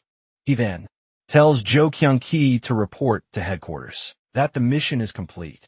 He thought this operation would be easy to handle, but it caused such heavy casualties to the SWAT team. His expectations for Kim Ah-young were quite high. No matter what, she should be stronger than the other 3. Yet she turned out to be completely useless. At this moment, Zhou Qiangqi actually turns around and asks him to help tie up the burly man, because they can't hold him down. Bai Guang is completely speechless. You guys shouldn't be police officers. Suddenly a motorcycle speeds in. Bai Guang instantly steps back to avoid the collision. He then raises his gun and starts aiming. The motorcycle turns around and performs a dragon tail maneuver. Bai Guang is directly knocked flying by the rear wheel when the rider removes the helmet. It's that crazy woman, the second-generation Phoenix. Phoenix tells the burly man to bring everyone and follow her, explaining she came late because she was finding an escape route. When she hears that everyone except him is dead, Phoenix looks completely incredulous. Bai Guang stands up and adds that there's no need to doubt. You heard correctly, they are all dead. Phoenix angrily reaches in her chest. She pulls out 4 blue contraband drug pills. She swears she will definitely kill him. Bai Guang provokes her mockingly, saying, "Oh, I'm so scared." When Bai Guang was young, due to his rebellious nature, he often received punishment from Mr. Deabuda and Phoenix, who always lacked love, would come over to care for and comfort him, hoping to gain Bai Guang's favor through this opportunity. Because although Bai Guang was disobedient, his abilities were among the top of all assassins. So Mr. Buddha decided that from then on, Bai Guang would rate other people's performance. Phoenix says flatteringly that she really envies Big Brother, not only promoted to month status, but also got his own name. My name is Bai Guang. Phoenix thought it was so cool. When will I also have my own name? But I heard that the relationships between months aren't very good. If I can become a month someday, can we still continue to be this close? You must promise me at this moment. Phoenix throws the blue pills in her hand. The moment they touch her fingers, they immediately explode, producing blue smoke. Not only can it block vision like a smoke bomb, it also makes people who inhale it sluggish. Bai Guang narrowly dodges Phoenix's motorcycle collision. Phoenix turns around and mocks him for being like a coward, who only runs away, but Bai Guang doesn't fall for this. He runs toward the stairs. You think I can't chase you once you reach the 2nd floor? He runs, she chases. But Phoenix finds herself unable to fly, because the ground is covered with the corpses of her subordinates. Bai Guang provokes her to come over. Phoenix grips the brake and revs the engine to maximum then. She performs several stylish drifts and double boosts, perfectly avoiding everyone. But now the police officer is nowhere to be seen. It turns out Bai Guang hid on the ceiling while she was driving, with a comment of nice driving skills. Young man Phoenix's neck is instantly locked tight. Her body is also clamped by Bai Guang's legs. Unable to move, she reaches for the throttle, trying to shake Bai Guang off by accelerating. However, Bai Guang releases his legs, because Phoenix isn't wearing a safety helmet. Even if they both fall, Phoenix will be more easily injured. Bai Guang nearly breaks his tailbone. He swears he'll never do this again. Phoenix fares even worse with blood all over her face. She snarls and asks who he really is. Because of your appearance. All my plans have been disrupted. Biguang responds that she was very obedient as a child. So how can she blame everything on him now? Phoenix naturally doesn't understand what he's talking about. Who are you exactly, Biguang? I am Biguang. Phoenix finally calms down. What nonsense are you talking about? Biguang tells her to turn herself in now, saying he originally planned to kill her. But since she's in charge of Mr. Buddha's financial system, she has the transaction records the police need. They asked him to spare her for now, as long as she surrenders and exposes that monk's true face. He agrees to spare her life. Phoenix suddenly starts laughing maniacally. So Big Brother Biguang actually has a disciple, and he's even a police officer. I know better than you whether I have disciples or not. After you became a month, you investigated me extensively. Every time I went on missions, you sent people to follow me. Don't think I don't know in Wago Temple. Only we two hate that monk. So why do you protect him? Phoenix screams for him to shut up. Biguang is already dead, Mr. Da. Buddha pointed at your corpse and warned me that if I don't obey, this will be my fate too. There's one more thing Biguang apparently never told his disciple. That is compared to Mr. Buddha. The person I hate most is actually Biguang. Phoenix's face is covered with patches as she prepares to fight Biguang to the death. Biguang kicks her in the abdomen. But unexpectedly, there are blue pills hidden in her clothes. The area immediately explodes, releasing dense, toxic smoke. Phoenix, who inhales it, feels unusually excited. Not only are her strength and speed greatly enhanced, her back doesn't hurt, her legs don't ache, and she has energy to walk for a moment. Biguang is no match for her. This euphoric feeling brings Phoenix to the peak of pleasure, and her mood reaches unprecedented joy. However, soon her vision becomes extremely distorted. Contraband drugs ultimately harm both others and oneself. Phoenix, who loses the drug support, becomes extremely weak, as if her entire body has been hollowed out. At this moment, she discovers that Biguang is standing there completely unharmed. It turns out everything just now was a hallucination produced by the contraband drugs. Not only do they fail to change reality, they actually make things worse. But Phoenix has already lost herself. She clearly remembers that she had one. This can't be reality. I need to take more drugs at this moment. One sentence from Biguang makes her sober up. Phoenix, you're truly ugly. Please stop while you can. Phoenix cannot accept that someone calls her ugly. So she pulls out a stack of patches and charges forward frantically. Biguang swipes away her patches with his hand. Phoenix, who has lost her reason, is about to pick them up. Biguang raises his fist high and smashes it hard on her head. Go turn yourself in quickly and stop showing such an ugly appearance. The severe pain finally makes Phoenix sober up, and hearing Biguang tell her to surrender, she says she'd rather be killed than do that.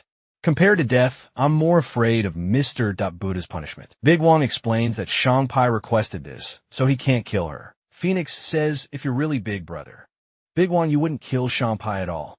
He knows as much intelligence as I do. That's because Sangpai targets children. Judging by your reaction, you seem unaware. It's good that you don't know. Otherwise, I would kill you along with him right away. You don't need to be so afraid of that monk, because he's my next target.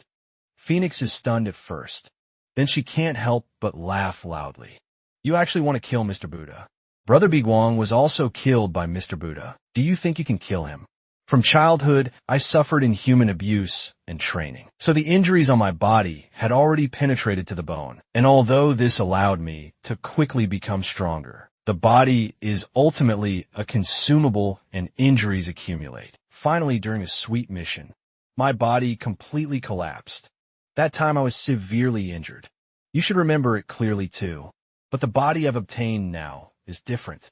As a police officer, he has strong physical fitness and wasn't abused as a child, so his internal structure is also excellent. Once I familiarize myself with this body and practice well, I can definitely kill that monk. Phoenix's heart is extremely shocked. Could you really be Big Brother Biguang? Of course, I am make your own decision. Either surrender or die here.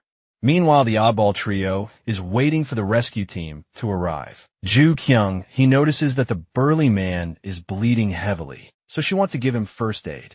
The burly man threatens that if she dares touch him, He'll kill her, but Jo Kyung. He still chooses to bandage his wounds. Though the burly man's gaze suddenly looks to the side, then trembling all over. He tells Jo Kyung-hee to take out the patches and put them on him, seeing Jo Kyung-hee remain unmoved. He roars to hurry up and put them on him. Those are contraband drugs. Why should I put them on you at this moment? Two strange men appear at the door. You're right, those drugs like contraband. Only weak trash would touch them. These two musclemen are Mr. Buddha's subordinates, the Lespedisa brothers who share month rank with Phoenix. They mock the burly man, Choi Chong-mao, asking how he became such a wreck. Your thick arm has almost been worn down to a thin needle. We previously sent you to kill that contraband dealer. Did you forget your mission before touching contraband drugs? Choi Chong-mao was also a muscle man like them. That day, he was ordered to come and eliminate Phoenix. However, upon seeing Phoenix for the first time, he was deeply captivated. Phoenix said that compared to killing her, there's something here that can make you feel even better. Want to enjoy it together. The Lespedisa brothers hate women most, and the younger brother scolds him for being bewitched by a woman into this pathetic state. I've told you countless times to stay away from women. Then the older brother corrects that women aren't the problem. The problem is that woman is a contraband dealer. The younger brother retorts that women are definitely problematic. They're too weak and don't train their upper bodies at all. The older brother responds that they do train their legs and hips, while Choi Chong-mao asks why they're here. The Lespedisa brothers answer that they came to kill that contraband dealer. Where is she now at this moment? Bai Guang is carrying the injured Phoenix on his back because she has agreed to surrender. Phoenix says that carrying her like this reminds her of the past. Do you remember when we first met? At that time, Mr. Buddha brought Phoenix before Bai Guang. He's the only child who passed the test this time. From now on, you two will be partners working together. Guide him more, however. Bai Guang soon discovered Phoenix's secret. With such weak abilities, she couldn't possibly have passed the test. Phoenix confessed that she had hidden in the pile of corpses, and when she opened her eyes again, only she was still alive. Please don't tell Mr. Buddha about this. As long as you command me, I'm willing to do anything. I just want to live seeing Phoenix's strong will to survive. Bai Guang promised not to tell, because when I passed the test, I'd already made up my mind. I will never let my partner lose her life. Phoenix suddenly extends her pinky finger. Can you keep this promise? Mom said that once you make a pinky promise, you must keep your word. Will you make a pinky promise with me? However, Mr. Buddha still learned about this. After that came Phoenix's painful experience of being force-fed poison. This completely turned her into a monster, surviving on contraband drugs. Phoenix says she knows he couldn't keep the promise in that place. How could you take care of me and survive at the same time? The person I should hate most is clearly him, but somehow I started to hate you instead. At this moment, Bai Guang says she seems to have misunderstood. He said he wouldn't let his partner die. He has never broken this promise. Don't you still know why you didn't die that day? On the other side, the Lespedisa brothers are lecturing Choi Chong-mao. Didn't expect you to become so weak. Joe Yankee quickly shouts to stop them. The two raise their shields and charge forward. At this moment, another muscle man blocks their path. His thick leg kicks both of them flying with one strike. Don't rush, wait until we finish dealing with the traitor. Then it's your turn. Choi Chong-mao takes out a patch to fight back. The younger brother says, disappointedly, that he once valued him so much. Didn't expect you to still use drugs in the end. Go ahead and put on. Let me see what good this shortcut does for you. Choi Chong-mao puts the patch on his neck. Not afraid of what harm the drug might bring. I'm only afraid of disappointing Phoenix. However, the next second, Choi Chong-mao's head is directly blown off by a punch. You are really pathetic now. It's you police officer's turn. The Lespedisa brothers' faces suddenly become extremely excited. Almost misjudge them looking carefully. Several of you look quite delicious. The Lespedisa brothers' hobby is actually eating people, and the younger brother never likes eating women. Although these police officers wear many clothes, he can tell at a glance that their bodies are well trained. The younger brother points at Huang Haijin and asks what sports he's done boxing for how many years. More than 10 years, Jo Kyung-gi desperately curses. Are you an idiot? Why are you answering everything? The younger brother is very satisfied and claps. Your body is great. I really like it. Then he turns to ask Lee Song-yun. But Jo Kyung-hee quickly shouts not to answer. Why are you talking to these two lunatics? At this moment, the older brother seems to have discovered new prey. Looking carefully, that woman is also super great. Jo Kyung is scared and quickly says no. But the person he's talking about is SWAT officer Kim Hae-on. Then the older brother instantly charges at her. Jo Kyung wants to stop him, but discovers that Hwang Hae-jin is also being pinned down by that pervert. The Lespedisia brothers simultaneously put on blindfolds and open their gaping mouths. Now, I'm going to start enjoying slowly on the other side. When Phoenix hears Bai Guang say that she didn't die because of him, she says it was clearly because she developed immunity to the drugs. Bai Guang explains that when he was training her, he reached a conclusion that she had no talent for combat at all. No matter how he trained her, she would eventually be abandoned by that monk. Until one day the previous Bai Guang found him and said he had a way to save that little girl, because he knew what the execution poison was made of. As long as she slowly absorbed it from now on and developed immunity, she could survive later.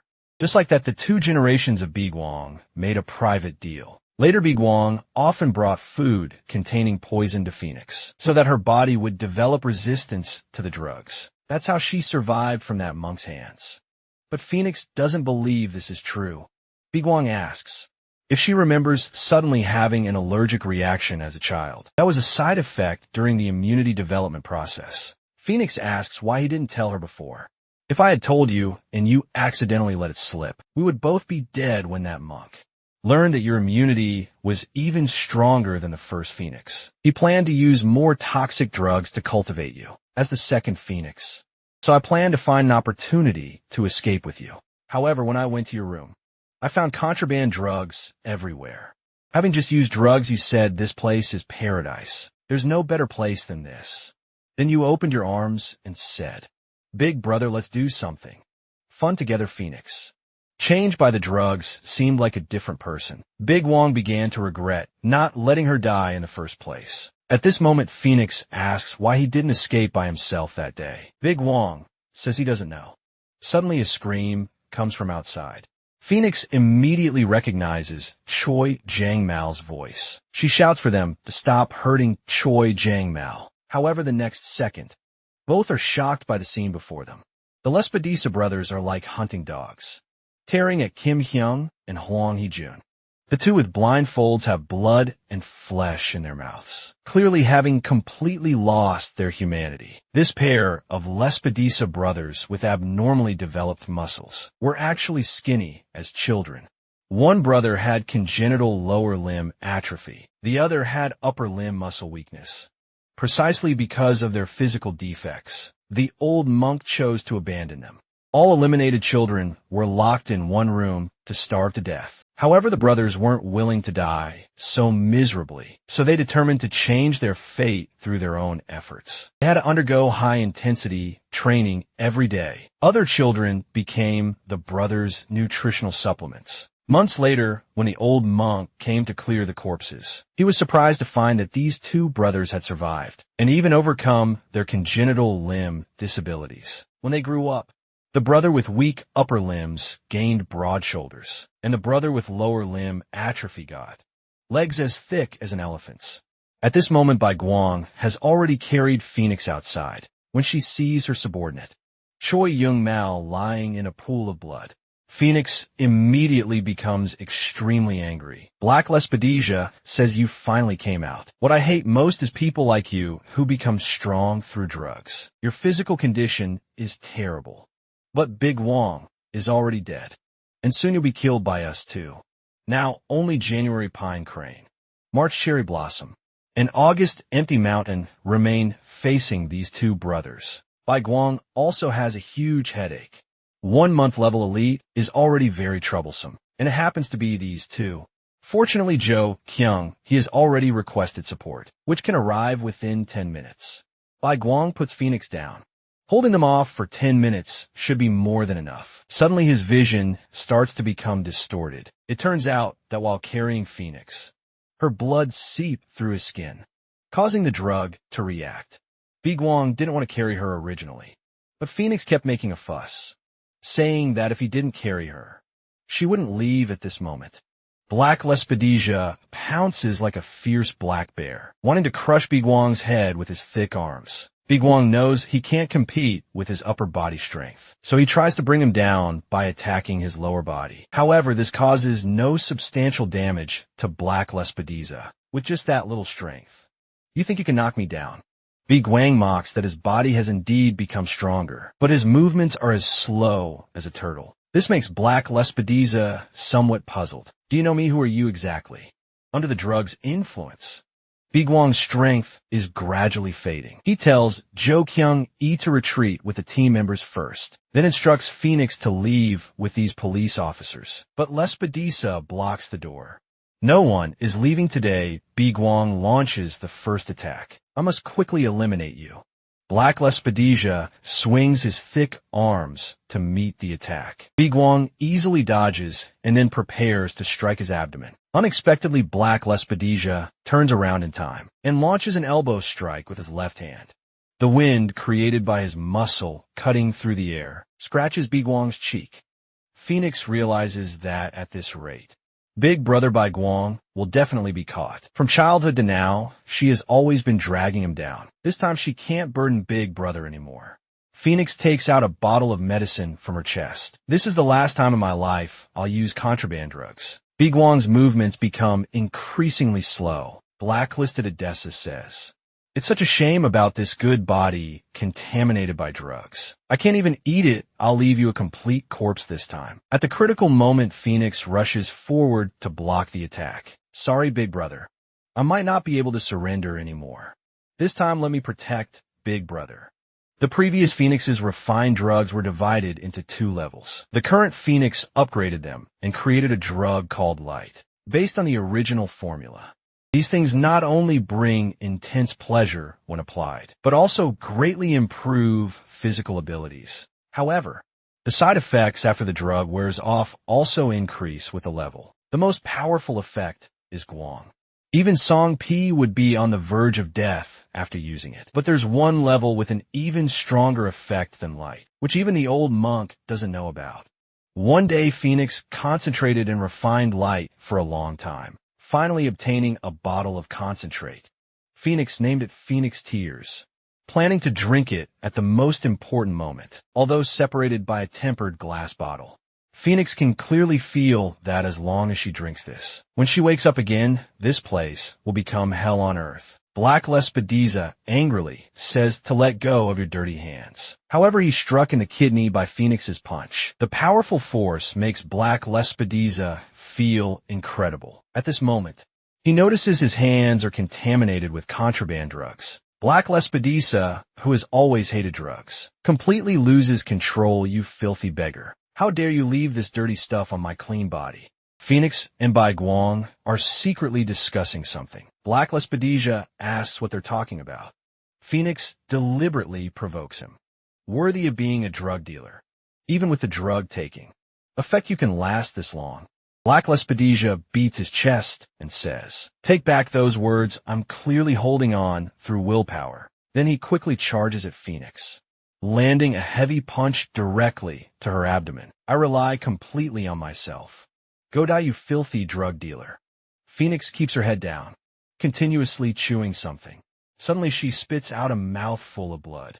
The blood instantly blinds Black Lespedesia. Phoenix seizes the opportunity to counterattack. She locks Black Lespedesia's neck tightly with her legs. Both fall to the ground. Then Phoenix shouts to Jo Kyung-e to hurry up. "Take your people and leave this place."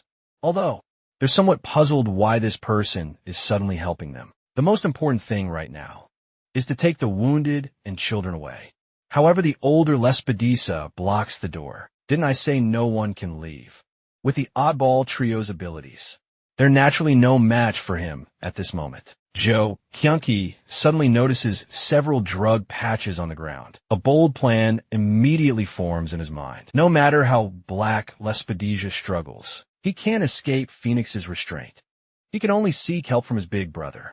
Lespedesia says, "Hold on a bit longer. I'll kill these cops first." Jagianki takes this opportunity to pick up the patches and stick one on his face. Even Lespedesia is speechless. A cop actually using contraband drugs. Suddenly, Jagyanki's figure flashes past with a slap sound. A patch sticks firmly to Lespedez's thigh.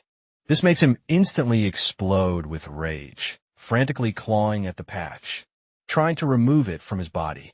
The oddball trio seizes the opportunity to carry the children, and Big Wong outside, Big Wong gradually loses consciousness. He uses his last strength to look back. He vaguely feels like Phoenix is saying goodbye to him, under constant struggling. Black Lespedeza finally prays open Phoenix's legs. His thick arms push apart her thighs and smash backward violently. On the other side, Lespedeza finally tears the patch off his leg, swears to dismember that orange-haired police officer, just as he's about to chase outside. Suddenly, there's an explosion producing large amounts of blue smoke. All of you stay here and settle this with me. This is my last time taking drugs. So let's die together, we're all drug dealers anyway. That night, Big Wong found Phoenix in panic, because he had killed someone for the first time. That feeling was like losing something most important. Phoenix knew he was forced to kill the first by Guang, and officially promoted to month by. Guang asked Phoenix if she had ever killed anyone. If you ever kill someone someday, promise me you must never change. Phoenix didn't know why he said this. But Big Brother Bai Guang would never harm her. After becoming month, Bai Guang completed every mission to eliminate assassins excellently. But all missions to kill ordinary people failed, so he endured various punishments from Mr. Buddha. Fortunately, his abilities were the strongest among assassins, so Mr. Buddha kept him alive. However, after Phoenix became month, she changed to please Mr. Buddha. She made many people addicted to contraband drugs, plunging them into endless despair. Phoenix, who broke her promise, felt no guilt because she believed Big Wong also didn't keep his word. But the truth was different. Big Wong had always been keeping his promise. Phoenix had harmed many people right in front of him, and she had always hated him in her heart. But he wasn't like what she imagined. He hadn't betrayed her. Big Brother Bai Guang had always been trying to keep her alive. Phoenix ignores the severe pain in her body and keeps questioning herself. Why she became like this, it's the contraband drugs. Contraband drugs are the most vicious things. They make you unrecognizable. I heard that people who committed crimes in previous lives, after living as insects or livestock to cleanse their sins, can be reborn as humans. Big Brother Bai Guang maintained his humanity's bottom line, so he reincarnated as a human. Then my next life should be as an insect or livestock, or perhaps reliving that hell like Temple again, seeing Phoenix lying on the ground barely alive. The Lespedeza brothers think she's finally about to die. However, Phoenix suddenly reaches out to ask them for drugs. The brothers are almost amused. On the verge of death and still thinking about drugs. Do you want to taste contraband?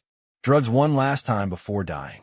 As long as you take back saying we're also drug dealers, I'll put a few on you as travel money for the afterlife. Just as Phoenix is about to give in for the contraband drugs, she suddenly remembers the promise she made with Big Wong. You must never change, Phoenix, whose mind was clouded by contraband drugs, instantly regains her clarity. She raises her middle finger and curses you two beggars. Stop pretending to be clean. You just like me, Phoenix tells herself she must stay sober. If I can go to those people I've ruined while clear-headed, sincerely apologize to them, repent for my mistakes, and then die. Although I can't reincarnate like Big Brother, Big Wong, whether as an insect or livestock, even if I can't be reborn into this world, please don't let me be born in that place again. Phoenix finally finds liberation. The Lespedeza brothers don't understand what her last words mean, considering they all work under Mr. Buddha. They cover Phoenix's corpse with drug patches. This funeral is perfect for a drug dealer. Finally, they add a fire. Although Phoenix can't rise from the ashes, she at least dies appropriately. The Lespedeza brothers turn and leave. Farewell, druggy bitch. Big Wong bolts upright from the hospital bed. He had a very long nightmare. At this moment, a red-bellied gray sparrow outside the window catches his attention. This reminds him of this operation's code name. Phoenix on the sycamore tree. Phoenix has officially fallen. At this moment, Mr. Buddha is looking at the card, symbolizing Phoenix in his hand. Then he suddenly crushes it through the orchid walkie-talkie. He tells me orchid grass. January to October, have them all come. I want to hold a Dharma assembly. Those who attend are February, Plumbird March, Cherry Blossom April, Black Lespedesia May, Orchid Grass June month Peony, July month Red Lespedesia, September Chrysanthemum, October month Red Maple, January Pine Crane, and August Empty Mountain don't come. However, August, Empty Mountain was sent by Mr. Buddha to clean up Phoenix's traces. January Pine Crane simply became disobedient. Cherry Blossom asks if gathering everyone today is to reselect. November and December, Mr. Buddha takes out a scroll. I called you here today to have one of you assassinate. Security Inspector Hong Jun. Chrysanthemum says killing one police officer requires us months. Having those children you're training go would be more than enough. Orchid Grass also agrees completely. He's just an old police official, not those true religion people. Mr. Buddha explains that he previously sent Big Wong to assassinate Hong Jun, but when he returned, he was covered in wounds. And he said that cop skills were quite remarkable. The Lespedesia brothers don't believe it at all. Big Wong must be playing some trick to avoid killing that police officer. He actually hurt his own body. I don't trust Big Wong either, but we must be cautious about everything. Although he didn't kill him then. He stopped investigating us afterward. Now, this guy has started tracking us again. So we must truly understand his abilities and see if he's really that remarkable. So who is willing to kill him? At this moment, Hong Jun suddenly feels a chill. He finds Big Wong and tells him Phoenix is dead. Big Wong appears very calm. She should have been kept alive for interrogation. So how did she die? Hong Jun also says that after this mission. Kim Yong Huang, Hyun Jun, and Lee Sung-yin all submitted their resignations. This operation caused them severe psychological trauma. But I rejected them. All the important matters are all settled. We must first go somewhere together now to attend the funeral of the SWAT officers who died in this mission. Big Wong suddenly remembers something. He says that before that he also needs to go somewhere. Before losing consciousness, Phoenix quietly told him a few words. This was the coordinates of a location. When Big Wong arrives, he finds nothing. Just then that gray sparrow appears again. It stands on a rock and keeps chirping, as if reminding Big Wong there's something underneath. At this moment, Orchid Grass asks Mr. Buddha if killing a cop now is appropriate. Because of Phoenix's case, all sectors of society are paying attention to the police. Mr. Buddha says this is even better. People are only interested temporarily anyway. Might as well create some explosive news and make them forget everything together. Orchid Grass doesn't understand why he must be killed. Is this police officer really that dangerous? Mr. Buddha says that previously, someone wearing Big Wong's mask came to Hua Gua Temple. His abilities were quite remarkable. I almost thought he was Big Wong initially. I suspected. Big Wong avoided our surveillance and trained a police disciple. But he spent most of his time at Hua Gua Temple during his lifetime and was a closely monitored subject. So I suspect Hong Jun specifically trained a team to sweep Hua Gua Temple. Orchid Grass also agrees with the second theory. But if Hong Jun's abilities are truly that formidable, even Big Wong was left bloodied, then sending just one month-level assassin might not be enough. Mr. Buddha says it's completely sufficient. At that time, Big Wong was severely injured in that mission, but he wasn't at full strength. At this moment, Big Wong is angry with Security Inspector Hong Jun because he actually made him read the eulogy at the memorial service. Hong Jun says he has no choice. Kim Young is resigning, so you have to do it no matter what. I'm still your superior. How can you be so rude to me? Big Wong says of course he can, thinking about how he injured himself to save him and lied to deceive the old monk. Makes his whole body ache. Big Wong reads the eulogy. Hong Jun wrote feeling his regret and sadness and his deep sorrow for his colleagues' deaths. But what he feels is anger and displeasure. After he finishes reading, the police commissioner calls him over. So your officer Kim Kyung-soo. The first case, discovering contraband drugs in the nightclub, was also your work. You'll definitely become an excellent police officer in the future. However, the next second, he changes his tone towards Security Inspector Hong Jun. You should have at least reported this operation to me first. But since the mission was successful, I should feel happy about it. Or should I consider this mission a failure? Because so many young people lost their lives.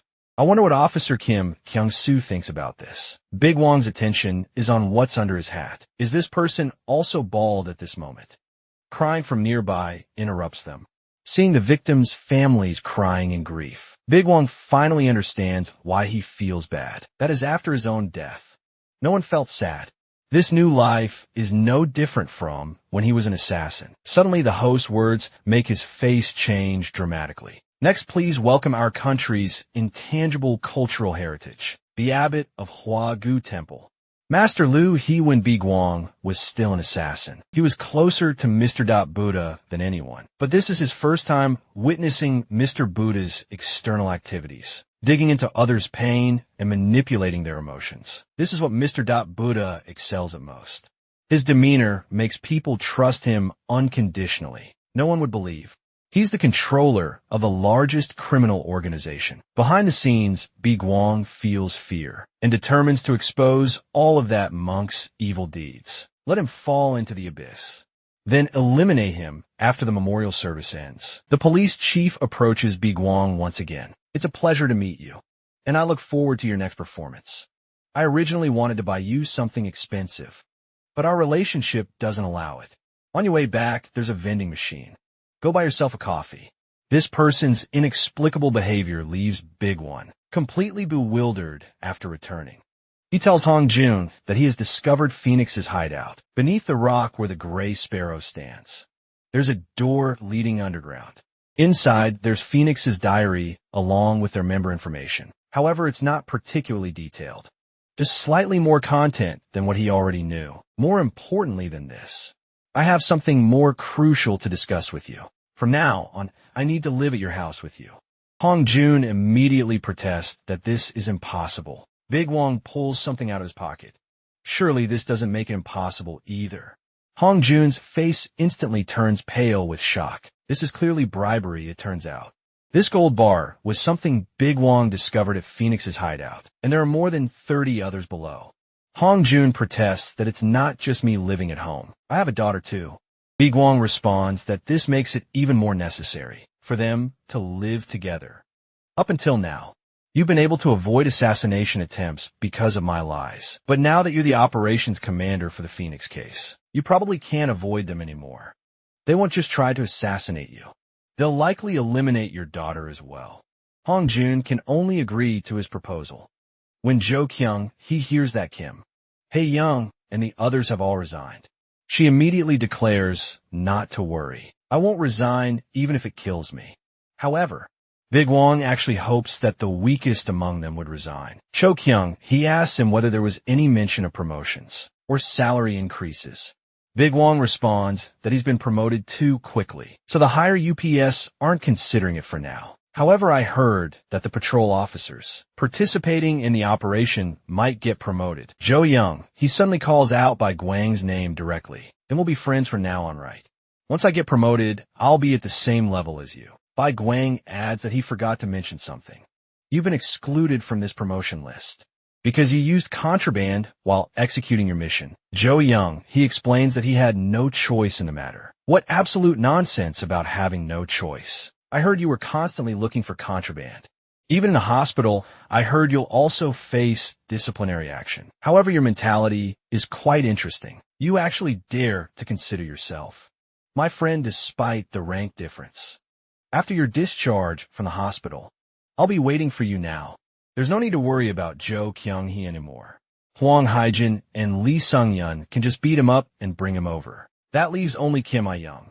When Kim Ah-young sees Big Wong's face through the door crack, her entire body instantly goes limp with terror and collapses to the ground.